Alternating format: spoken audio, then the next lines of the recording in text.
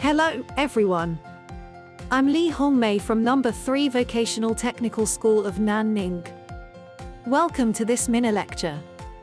In the previous lesson, we have studied the technologies of data transmission. In this lesson, we will study the multiplexing techniques of data channel.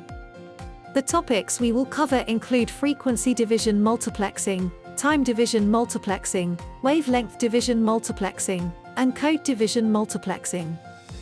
These are common multiplexing techniques in the field of communications. The teaching objectives of this mini lecture are: 1. To understand the concept of multiplexing and its 3 processes. 2. To comprehend the 2 types of equipment used in multiplexing. 3. To master the 4 common multiplexing techniques of data channel. Let's start by understanding what multiplexing is and its processes. Multiplexing combines multiple low-speed channels into a single high-speed channel. It involves 3 processes: multiplexing, transmission, and demultiplexing.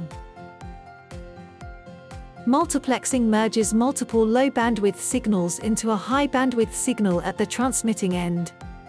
Transmission involves sending this combined high-bandwidth signal through the communication channel to the receiving end.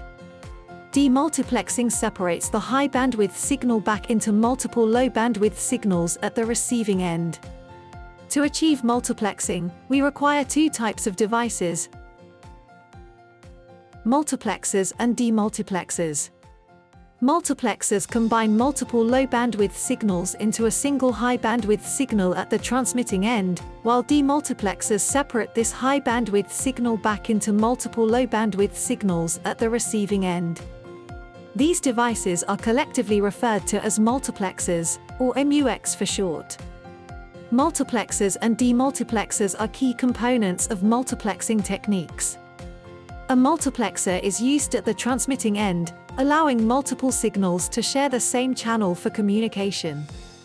On the other hand, a demultiplexer, or DMUX, is used at the receiving end to separate the combined information and send it to their respective destinations.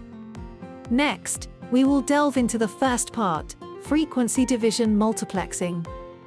Frequency division multiplexing divides the total bandwidth of a transmission channel into several subbands, with each subchannel transmitting one signal.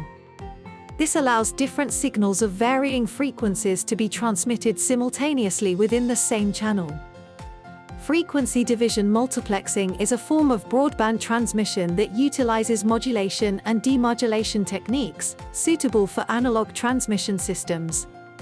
Now, let's move on to the second part: time division multiplexing.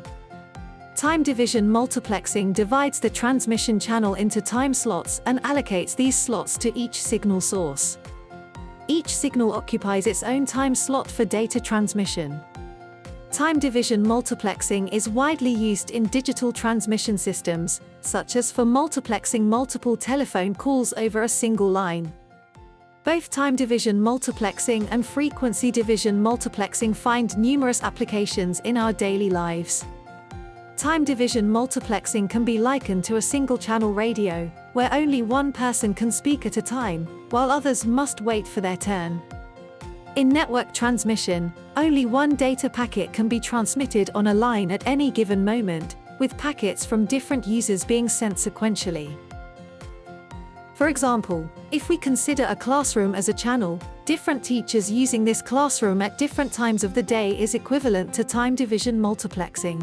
Frequency division multiplexing resembles multi-channel radio communication, where different frequencies are used simultaneously for data transmission, similar to how cable TV transmits different channels using different base frequencies.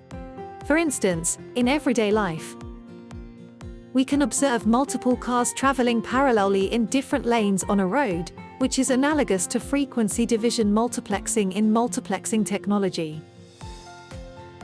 Next, let's move to the third part: wavelength division multiplexing. Wavelength division multiplexing is a specialized technique in optical communication primarily used in fiber optics.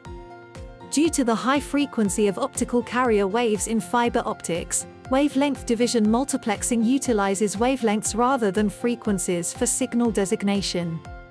Essentially, wavelength division multiplexing is a type of frequency division multiplexing capable of multiplexing up to 80 or more optical carrier signals on a single fiber.